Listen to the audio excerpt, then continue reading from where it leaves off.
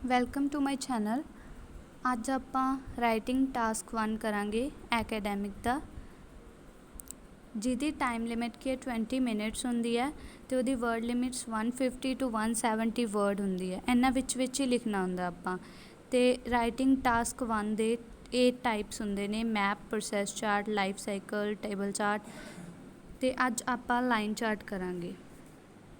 ਸਭ ਤੋਂ ਪਹਿਲਾਂ ਆਪਾਂ ਉਹਦੀਆਂ ਵੇਰੀਏਸ਼ਨਸ ਦੇਖਾਂਗੇ। ਆਪਾਂ ਕੀ ਮੋਰ ਦੈਨ, ਲੈਸ ਦੈਨ ਵਾਲੀ ਯੂਜ਼ ਕਰ ਸਕਦੇ ਹਾਂ। ਸਟੂਡੈਂਟ ਨਾਲ ਵੇਰੀਏਸ਼ਨਸ ਦੇ ਸਕਦੇ ਹਾਂ।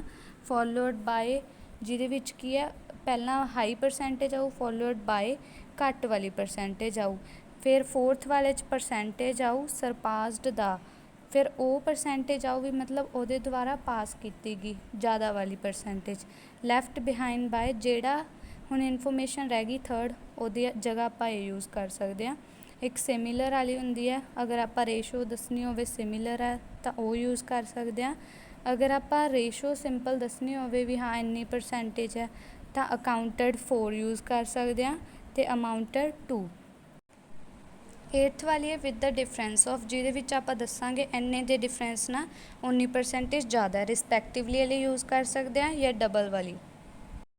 ਇਹ ਵੇਰੀਏਸ਼ਨਸ ਆਪਾਂ ਸਾਰੇ ਚਾਰਟਸ 'ਤੇ ਯੂਜ਼ ਕਰ ਸਕਦੇ ਹਾਂ, ਸਿਰਫ ਮੈਪ, ਪ੍ਰੋਸੈਸ ਚਾਰਟ ਅਤੇ ਲਾਈਫ ਸਾਈਕਲ ਨੂੰ ਛੱਡ ਕੇ। ਹੁਣ ਆਪਾਂ ਟਾਈਮ ਸ਼ੋਅ ਕਰਨਾ, ਉਹ ਹਰੇਕ ਚਾਰਟ 'ਚ ਆਪਾਂ ਐਵੇਂ ਸ਼ੋਅ ਕਰ ਸਕਦੇ ਹਾਂ, ਚਾਹੇ ਉਹ ਪ੍ਰੋਸੈਸ ਚਾਰਟ ਹੋਵੇ ਜਾਂ ਕੋਈ ਵੀ।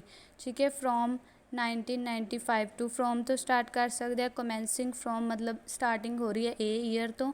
ਬਿਟਵੀਨ, ਦੋਨੇ ਈਅਰਸ ਨੂੰ ਕੰਪੇਅਰ ਕਰਕੇ ਲਿਖ ਸਕਦੇ ਹੋ। ਆਫਟਰ, ਬਾਏ, ਇਨ ਫੈਬਰਰੀ, ਜਿਵੇਂ ਟਾਈਮ ਪੀਰੀਅਡ ਗਿਵਨ ਹੁੰਦਾ। ਓਵਰ ਦਾ ਪੀਰੀਅਡ ਮਤਲਬ ਸਾਰੇ ਪੀਰੀਅਡ 'ਚ ਇਹ ਹੋਇਆ।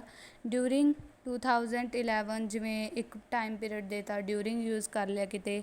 ਇਨ 1980s, ਅਗਰ ਤੁਸੀਂ ਐਸ ਵਾਲਾ ਲਿਖਣਾ ਤਾਂ ਤੁਸੀਂ ਇਹ ਧਿਆਨ ਰੱਖਿਓ ਕਿ ਉਸ ਵਿੱਚ 1980 ਤੋਂ ਲੈ ਕੇ 1989 ਤੱਕ ਟਾਈਮ ਪੀਰੀਅਡ ਹੁੰਦਾ ਹੈਗਾ ਆਪਾਂ ਨੂੰ। ਨੈਕਸਟ 10 years ਲਿਖ ਸਕਦੇ ਹਾਂ with the time span of 10 year। Time span ਇਹ ਅਗਰ ਨੈਕਸਟ ਲਿਖੋਗੇ 10 years, ਉਹਦੀ ਜਗ੍ਹਾ ਇਹ ਲਿਖ ਸਕਦੇ ਹੋ ਵਿਦ ਦਾ ਟਾਈਮ ਸਪੈਨ, ਵੀ ਇੰਨੇ ਟਾਈਮ 10 year ਦੇ ਟਾਈਮ ਵਿੱਚ ਕੀ ਹੋਇਆ। 10 years ਨੂੰ ਡਿਕੇਡ ਕਹਾਂਗੇ ਆਪਾਂ ਅਤੇ 5 year ਨੂੰ ਹਾਫ ਆਫ ਡੈਕੇਡ। ਈਅਰ ਜਿੱਥੇ ਆਪਾਂ ਨੂੰ ਨਹੀਂ ਮੈਂਸ਼ਨ ਹੁੰਦੇ ਕਿਤੇ ਵੀ ਕਿਸੇ ਵੀ ਚਾਰਟ 'ਚ, ਉੱਥੇ ਆਪਾਂ ਪਾਸਟ ਵੀ ਯੂਜ਼ ਕਰ ਸਕਦੇ ਹਾਂ ਜਾਂ ਪ੍ਰੈਜੈਂਟ ਵੀ। ਅਗਰ ਆਪਾਂ ਸਟਾਰਟਿੰਗ ਤੋਂ ਪਾਸਟ ਯੂਜ਼ ਕਰਾਂਗੇ ਤਾਂ ਸਾਰਾ ਆਪਾਂ ਨੂੰ ਪਾਸਟ ਕਰਨਾ ਪਊ। ਜੇ ਪ੍ਰੈਜੈਂਟ ਯੂਜ਼ ਕਰਾਂਗੇ ਸਟਾਰਟਿੰਗ 'ਚ ਤਾਂ ਆਪਾਂ ਨੂੰ ਸਾਰਾ ਹੀ ਪ੍ਰੈਜੈਂਟ ਕਰਨਾ ਪਊ। ਹੁਣ ਨੈਕਸਟਲੀ ਆਪਾਂ ਫਰੈਕਸ਼ਨ ਨੂੰ ਆਪਾਂ ਇੱਕ ਸਿੰਪਲ ਲਿਖ ਦਿੰਦੇ ਹਾਂ ਵੀ 4% ਹੈ ਇਸ ਟਾਈਪ ਨਾਲ, ਹੈ ਨਾ। ਅਗਰ ਆਪਾਂ ਥੋੜ੍ਹੀ ਜਿਹੀ ਕੰਪਲੀਕੇਟਡ ਲਿਖਣੀ ਹੈ ਵੀ ਸਾਰੇ ਕਿਤੇ ਆਪਾਂ ਇਹੀ ਲਿਖ ਰਹੇ ਹਾਂ ਇਹ ਵਾਲੀਆਂ 4% ਇਨ ਡਿਜ਼ਿਟਸ, ਅਗਰ ਤੁਸੀਂ ਉਹਨੂੰ ਚੇਂਜ ਕਰਕੇ ਲਿਖੋਗੇ ਤਾਂ ਵਰਡਸ 'ਚ ਲਿਖ ਸਕਦੇ ਹੋ। ਜਿਵੇਂ 4% ਨੂੰ ਟਾਈਨੀ ਫਰੈਕਸ਼ਨ ਕਹਿੰਦੇ ਨੇ, 24 ਨੂੰ ਆਲਮੋਸਟ ਕੁਆਟਰ, ਕਿਉਂਕਿ ਉਹ 25% ਦੇ ਕੋਲ ਹੁੰਦਾ, ਆਲਮੋਸਟ ਵੀ ਕੁਆਟਰ ਦੇ ਨਜ਼ਦੀਕ ਹੈ। 25% ਨੂੰ ਐਗਜ਼ੈਕਟਲੀ ਅ ਕੁਆਟਰ, 26% ਨੂੰ ਰਫਲੀ ਅ ਕੁਆਟਰ, ਠੀਕ ਹੈ, ਜਾਂ ਓਵਰ ਦਾ ਕੁਆਟਰ ਕਹਿ ਸਕਦੇ ਹਾਂ ਵੀ ਕੁਆਟਰ ਤੋਂ ਵੱਧ ਹੈ। 32% ਨੂੰ ਨੀਅਰਲੀ 1/3, ਕਿਉਂਕਿ 33% ਕੀ ਹੁੰਦਾ 1/3 ਹੁੰਦਾ। 49% ਨੂੰ ਅਰਾਊਂਡ ਹਾਫ ਕਹਿ ਸਕਦੇ ਹੋ। ਐਵੇਂ ਸਾਰਿਆਂ ਨੂੰ ਕਹਿ ਸਕਦੇ ਹੋ। ਅਤੇ ਅਗਰ ਕਿਤੇ ਆ ਜਾਏ 2% ਤਾਂ ਤੁਸੀਂ ਉਹਨੂੰ ਲਿਖ ਸਕਦੇ ਹੋ tiny fraction, very small fraction, ਜਾਂ ਨਿਗਲੀਜੀਬਲ ਫਰੈਕਸ਼ਨ ਵੀ ਲਿਖ ਸਕਦੇ ਹੋ, ਕਿਉਂਕਿ ਉਹ ਕੀ ਆ ਬਹੁਤ ਹੀ ਜ਼ਿਆਦਾ ਛੋਟੀ ਹੁੰਦੀ ਹੈ। ਨਿਗਲੀਜੀਬਲ ਮਤਲਬ ਜ਼ਿਆਦਾ ਉਹਦੀ ਲੋੜ ਜਿਹੀ ਨਹੀਂ ਹੁੰਦੀ ਗੀ। ਅਤੇ 16% ਸਮਾਲ ਪ੍ਰਪੋਰਸ਼ਨ, ਐਵੇਂ ਸਾਰੇ ਤੁਸੀਂ ਫਰੈਕਸ਼ਨਸ ਲਿਖ ਸਕਦੇ ਹੋ। ਇਹ ਵੀ ਤੁਸੀਂ ਹਰੇਕ ਚਾਰਟ 'ਚ ਯੂਜ਼ ਕਰ ਸਕਦੇ ਹੋ। ਹੁਣ ਸਿਰਫ ਲਾਈਨ ਚਾਰਟ ਲਈ ਟਰੈਂਡਸ ਸ਼ੋਅ ਕਰਨੇ ਹੋਏ, ਇਨਕਰੀਜ਼ ਹੋ ਰਿਹਾ ਤਾਂ ਆਪਾਂ ਇਕੱਲਾ ਇਨਕਰੀਜ਼ ਬਾਰ ਰਿਪੀਟ ਨਹੀਂ ਕਰਾਂਗੇ, ਤਾਂ ਉਹਦੀ ਜਗ੍ਹਾ ਲਿਖਾਂਗੇ ਰਾਈਜ਼, ਗੋ ਅਪ, ਅਪਲਿਫਟ, ਰੋਕੀਟਡ। ਇੱਥੇ ਅਗਰ ਆਪਾਂ ਪਾਸਟ 'ਚ ਲਿਖ ਰਹੇ ਹਾਂ ਤਾਂ ਈਡੀ ਫੋਰਮ ਯੂਜ਼ ਹੋਊਗੀ, ਅਦਰਵਾਈਜ਼ ਸਿੰਪਲ ਰੋਕੀਟ ਆਊਗਾ। ਕਲਿੰਬ, ਅਪਸਰਜ, ਮੂਵ ਡਾਊਨਵਰਡ। ਐਵੇਂ ਡਿਕਰੀਜ਼ ਦਾ ਫੋਲ ਲਿਖਾਂਗੇ, ਡਿਕਲਾਈਨ ਲਿਖਾਂਗੇ, ਪਲੰਪਿਟ ਲਿਖਾਂਗੇ। ਉਹ ਇਹ 'ਤੇ ਡਿਪੈਂਡ ਕਰਦਾ ਆਪਾਂ ਇਹਦੇ ਨਾਲ ਯੂਜ਼ ਕਰਾਂਗੇ ਸਲਾਈਟਲੀ। ਅਗਰ ਹੌਲੀ ਹੋ ਰਿਹਾ ਉਹ ਆਪਾਂ ਨੈਕਸਟ 'ਤੇ ਕਰਾਂਗੇ। ਪਹਿਲਾਂ ਆਪਾਂ ਸਿਰਫ ਇਹਨਾਂ ਦੇ ਸਿਨੋਨੀਅਮ ਦੇਖਦੇ ਹਾਂ ਕਿ ਡਿਕਰੀਜ਼ ਨੂੰ ਕੀ ਲਿਖ ਸਕਦੇ ਹਾਂ, ਫੋਲ, ਡਿਕਲਾਈਨ, ਪਲਮਟ, ਪਲੰਜ। ਐਵੇਂ ਸਟੇਡੀਲੈਸ, ਇਹ ਕੀ ਹੁੰਦਾ ਕੌਨਸਟੈਂਟ ਕਹਿ ਸਕਦੇ ਹੋ ਤੁਸੀਂ ਇਹਨੂੰ। ਇਹਦੇ ਹੋਰ ਕੀ synonym, unchanged, level out, remain same ਮਤਲਬ ਸੇਮ ਰਿਹਾ, remain constant, remain steady, remain stable, remain static. ਠੀਕ ਹੈ, ਹੁਣ ਗ੍ਰੈਜੂਅਲ ਇਨਕਰੀਜ਼ ਹੋ ਗਿਆ, ਵੀ ਆਪਾਂ ਦੱਸਣਾ ਵੀ ਕਿਹੜਾ ਟਰੈਂਡ ਹੈ ਇਹ ਜਲਦੀ ਜਲਦੀ ਇਨਕਰੀਜ਼ ਹੋ ਗਿਆ, ਅਪਵਰਡ ਟਰੈਂਡ ਸ਼ੋ ਕਰ ਰਿਹਾ। ਹੁਣ ਅਪਵਰਡ ਟਰੈਂਡ ਨੂੰ ਆਪਾਂ ਹੋਰ ਕੀ ਲਿਖ ਸਕਦੇ ਹਾਂ, ਅਪਵਰਡ ਟੈਂਡੈਂਸੀ, ਸੀਲਿੰਗ ਟਰੈਂਡ ਲਿਖ ਸਕਦੇ ਹਾਂ। ਅਗਰ ਡਿਕਰੀਜ਼ ਹੋ ਰਿਹਾ ਐਵੇਂ ਡਾਊਨਵਰਡ ਟਰੈਂਡ ਲਿਖ ਸਕਦੇ ਹਾਂ, ਜਾਂ ਡਾਊਨਵਰਡ ਦਾ ਸਿਨੋਨਿਮ ਡਿਸੈਂਡਿੰਗ ਟਰੈਂਡ, ਡਾਊਨਵਰਡ ਟੈਂਡੈਂਸੀ ਵੀ ਲਿਖ ਸਕਦੇ ਹਾਂ। ਹੁਣ ਆਪਾਂ ਇਹ ਤਾਂ ਦੇਖ ਲਿਆ ਵੀ ਹਾਂ ਇਨਕਰੀਜ਼ ਹੋ ਰਿਹਾ, ਡਿਕਰੀਜ਼ ਹੋ ਰਿਹਾ, ਪਰ ਕਿਵੇਂ ਹੋ ਰਿਹਾ, ਰੈਪਿਡਲੀ। ਅਗਰ ਤੇਜ਼ੀ ਨਾਲ ਹੋ ਰਿਹਾ ਤਾਂ ਆਪਾਂ ਯੂਜ਼ ਕਰਾਂਗੇ ਡਰਾਮੈਟਿਕਲੀ, ਰੈਪਿਡਲੀ, ਹਰਡਲੀ, ਸਪੀਡਲੀ, ਸਵਿਫਟਲੀ। ਅਗਰ ਮੋਡਰੇਟ ਹੋ ਰਿਹਾ ਮਤਲਬ ਮੀਡੀਅਮ ਜਾਂ, ਤਾਂ ਮੋਡਰੇਟਲੀ, ਗ੍ਰੈਜੂਅਲੀ।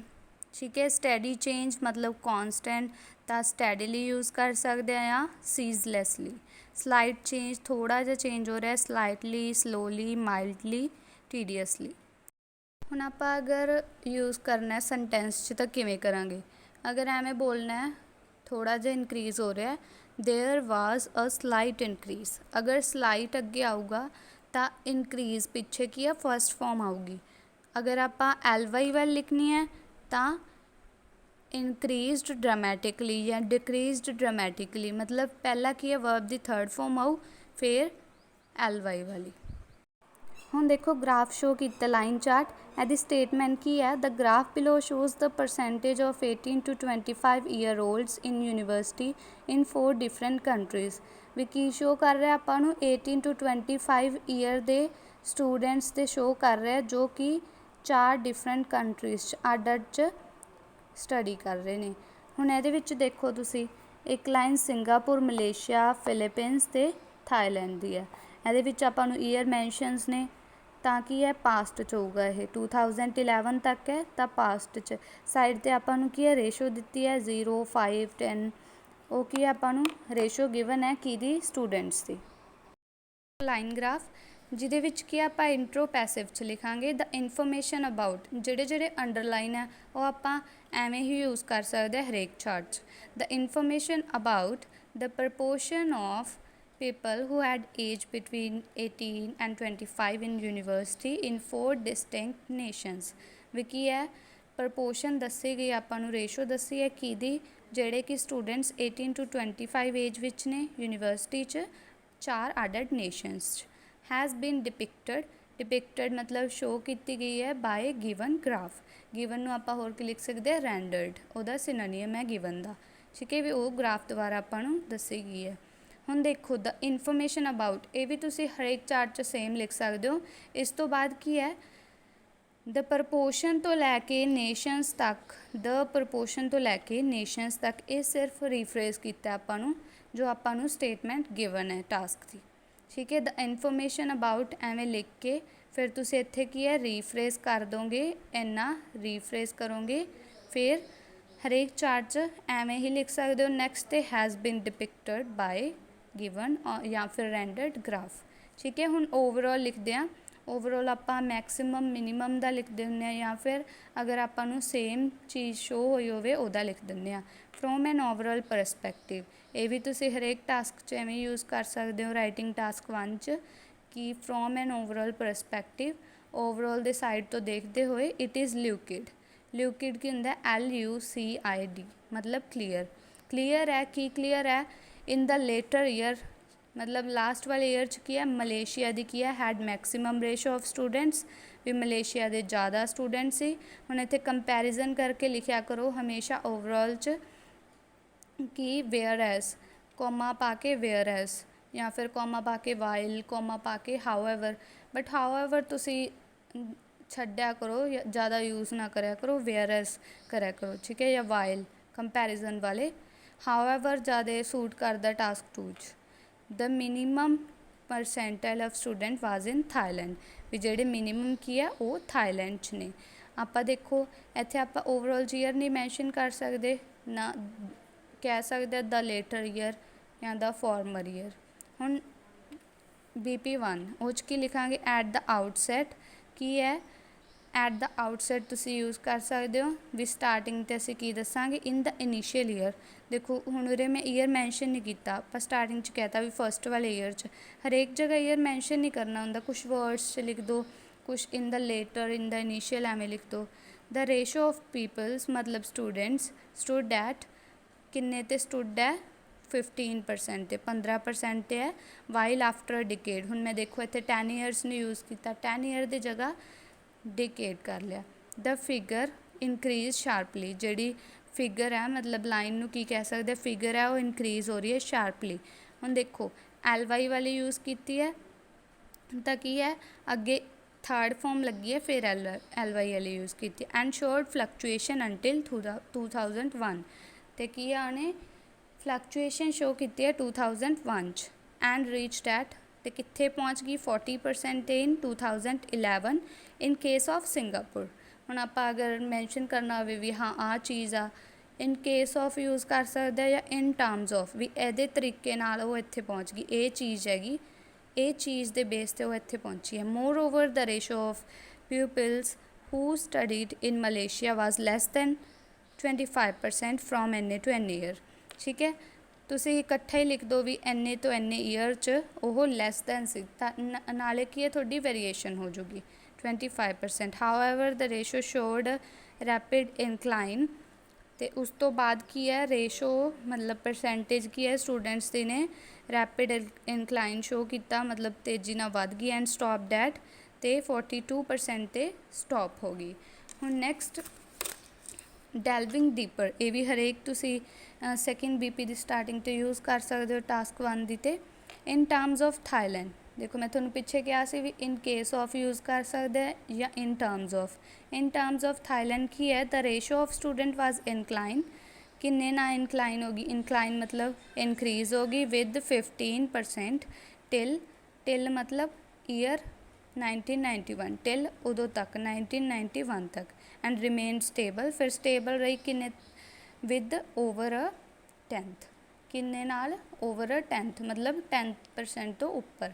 ਤੁਸੀਂ ਸਿੱਧਾ ਲਿਖੋਗੇ ਵੀ ਹਾਂ 13% ਸੀ 14% ਸੀ, ਉਹਦੀ ਜਗ੍ਹਾ ਤੁਸੀਂ ਓਵਰ ਅ 10th ਲਿਖ ਦਿਓ ਵੀ ਹਾਂ ਉਹਦੇ ਤੋਂ ਜ਼ਿਆਦਾ ਰਹੀ। ਇਨ ਈਅਰ 1961 'ਚ ਕੀ ਹੈ students who did study in university in Philippines initiated, ਉਹਨਾਂ ਨੇ ਕੀ ਕੀਤਾ ਸਟਾਰਟਿੰਗ ਕੀਤੀ ਫਾਰਮਰ ਈਅਰ ਤੋਂ, ਫਸਟ ਈਅਰ ਤੋਂ ਅਬਾਊਟ 7%। ਉਸ ਤੋਂ ਬਾਅਦ ਕੀ ਹੈ ਦੇਅਰ ਵਾਜ਼ ਅ ਸਟੇਡੀਲੈਸ ਜਾਂ ਫਿਰ ਕੌਨਸਟੈਂਟ, ਸਟੇਡੀਲੈਸ ਦਾ ਕੀ ਹੈ ਸਿਨੋਨੀਅਮ, ਕੌਨਸਟੈਂਟ ਟ੍ਰੈਂਡ ਸ਼ੋ ਕੀਤਾ ਉਹਨਾਂ ਨੇ ਅੰਟਿਲ ਉਦੋਂ ਤੱਕ 1981 ਤੱਕ। ਆਫਟਰ 1981, ਹੁਣ 1981 ਤੋਂ ਬਾਅਦ ਕੀ ਹੋਇਆ ਦ ਫਿਗਰ ਰੋਜ਼ਡ ਗ੍ਰੈਜੂਅਲੀ, ਵੀ ਮਤਲਬ ਹੌਲੀ ਜੇ ਕੀ ਆ ਨਾ ਜ਼ਿਆਦਾ ਫਾਸਟ ਨਾ ਜ਼ਿਆਦਾ ਸਲੋ, ਵੀ ਉਹ ਕੀ ਆ ਵੱਧ ਗਈ, ਰੋਜ਼ ਹੋ ਗਈ ਵੱਧ ਗਈ। ਐਂਡ ਹਾਲਟਡ ਦਾ ਸਿਨੋਨੀਅਮ ਹੈ ਸਟੋਪਡ ਹੋ ਗਈ ਰੁਕ ਗਈ ਇਨ 2011। ਠੀਕ ਹੈ, ਹੁਣ ਇੱਥੇ ਤੁਸੀਂ ਰੋਜ਼ਡ ਲਿਖਿਆ ਇਹ ਪਾਸਟ 'ਚ ਹੈ ਤਾਂ ਕਰਕੇ, ਅਗਰ ਤੁਸੀਂ ਪ੍ਰੈਜ਼ੈਂਟ 'ਚ ਲਿਖੋਗੇ ਤਾਂ ਇੱਥੇ ਕੀ ਹੈ ਸਿੰਪਲ ਰੋਜ਼ ਲਿਖੋਗੇ, ਰਾਈਜ਼ ਲਿਖੋਗੇ। ਠੀਕ ਹੈ ਰਾਈਜ਼।